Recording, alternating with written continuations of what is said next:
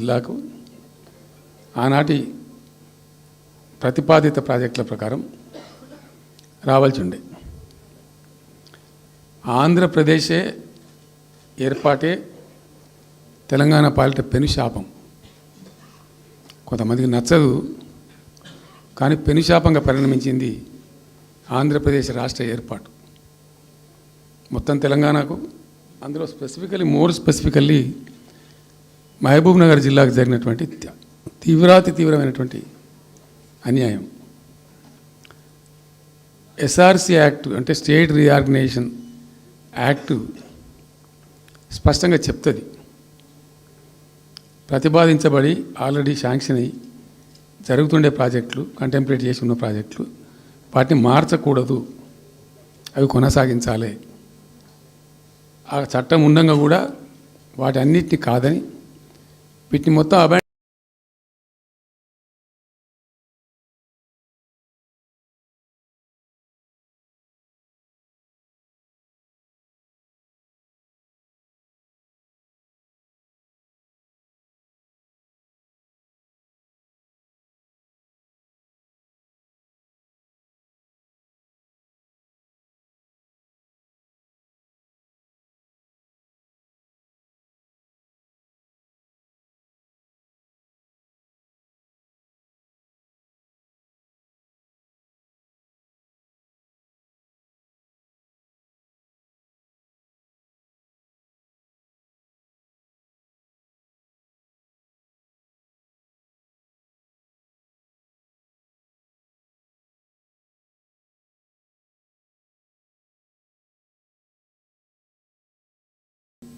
కరపత్రాల రూపంలో, పోస్టర్ల రూపంలో, క్యాసెట్ల రూపంలో రకరకాలుగా వాదించుకుంటూనే ట్రిబ్యునల్ కూడా ఇవ్వాలని పోతే, ట్రిబ్యునల్కు ఉండే ఒక డెలికసీ ఏంటంటే వాళ్ళు రాష్ట్రాల మధ్య పంపిణీ చేస్తారు తప్ప రాష్ట్రం లోపల ఉండేటువంటి ఒక ప్రాంతానికంటే వాళ్ళు చేయరు.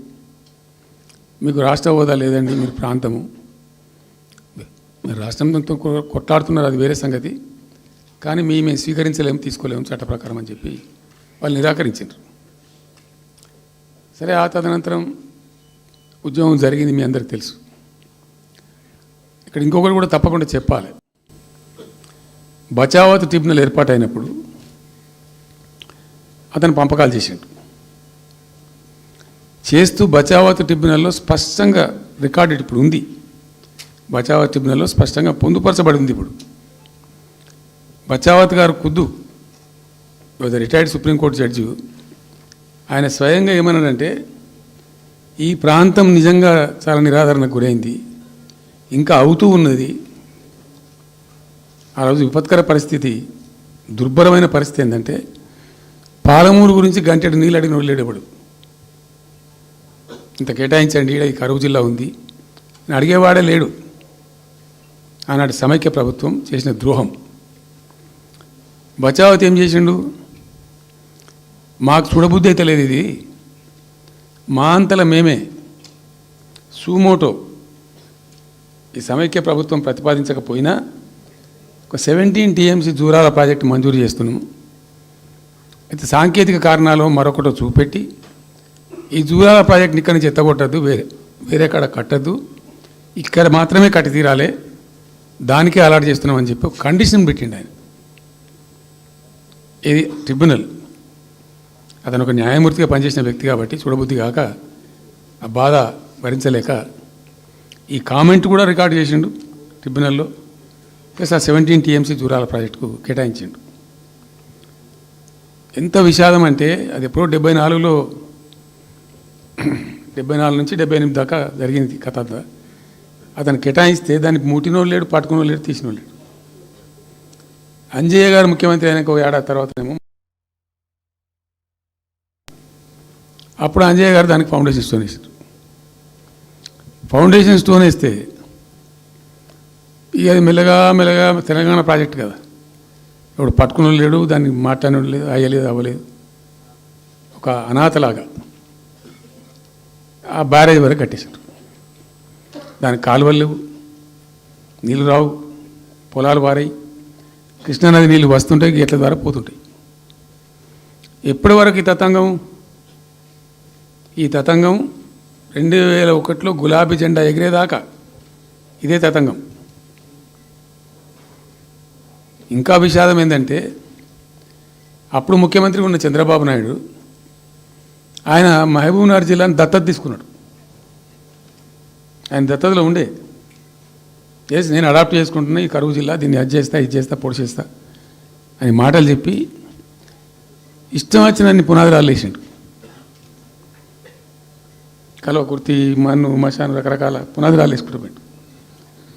ఉద్యమ సందర్భంగా నేను చేసే ఉపన్యాసాలలో నేను మాట్లాడేది ఈ పునాదురాలన్నీ ఎందుకు మనకు పట్క ఏడుస్తానికా చూస్తానికా ఏం లాభము, ఈ రాళ్ళని కృష్ణానదిలో అడ్డమేస్తూ చెక్కడమని అయితే భయ అనేది నేను నవ్వేది, జనం సప్పట్లు కొట్టేది సభలలో నేను చెప్తుంటే. ఒక్క డ్రాప్ వాటర్ కూడా పొలాలు బారడానికి రాలేదు.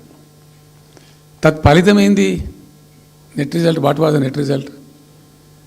పాలమూరు జిల్లాలో ప్రతి తాలూకా కేంద్రం అంటే ప్రతి నియోజకవర్గ కేంద్రం నుంచి వలసలు పోవడానికి ప్రజలు ప్రతి బొంబాయి నుంచి bus, Narayanpet Bombay bus, Wanaparthy Bombay bus, ఇంచుమించు అన్ని తాలూకాల నుంచి బొంబాయికి డైరెక్ట్గా బస్సు.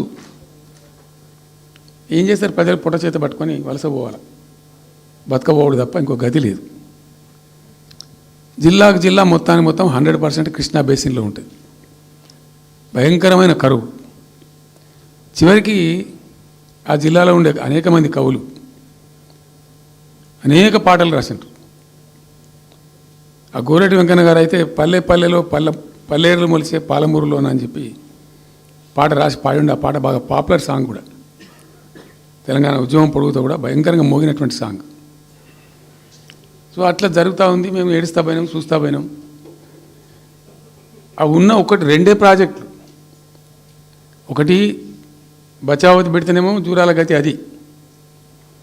అప్పుడు చంద్రబాబు నాయుడు గారి స్లోగన్ సమైక్య రాష్ట్రంలోనే సమగ్ర అభివృద్ధి. నేను ప్రథమ మహాసభకు పాలమూరు జిల్లాకు పోయినా. మహబూబ్నగర్ టౌన్లో పెట్టాం. పెద్ద భారీ మీటింగ్ జరిగింది.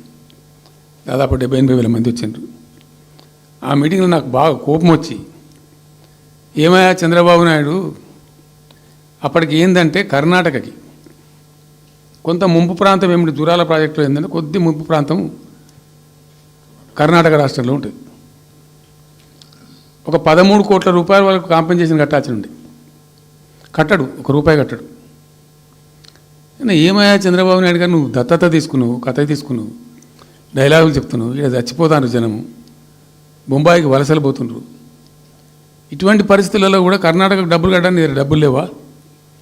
ఇదేనా సమైక్య రాష్ట్రంలో సమగ్ర అభివృద్ధి అంటే? బట్టిగా బ్యారేజ్ ఆ గోడ లెక్క కట్టిన విడిచిపెట్టేది చూసి తమాషా పడన్నా అని చాలా తీవ్రమైన విమర్శలు చేశాను. మోకాళ్ళ మీద పరిగెత్తి కట్టిండి చంద్రబాబు నాయుడు. అప్పుడు ఆ కర్ణాటక చెల్లించాల్సిన కంపెన్సేషన్ ఏదైతుందో మోకాళ్ళ మీద ఉరికి నా దాడి తట్టుకోలేక కంటిన్యూగా పెట్టినాం.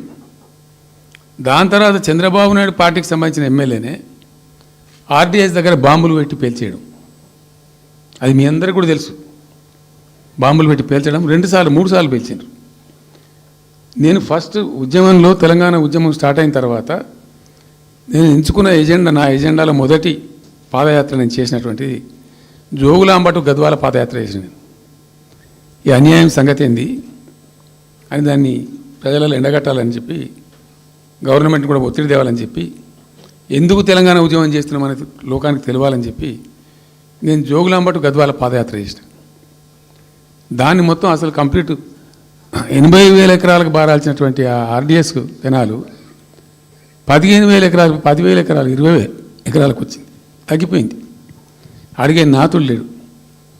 నేను అంతకు ముందే పాదయాత్ర కన్నా ముందే స్వయంగా మేమందరం జిల్లా మహబూబ్నగర్ జిల్లా నాయకులు నేను కలిసి ఆర్డీఎస్ హెడ్ వర్క్స్ ఎక్కడ ఉంటాయంటే కర్ణాటకలో ఉంటాయి, రాయచూరు దగ్గర.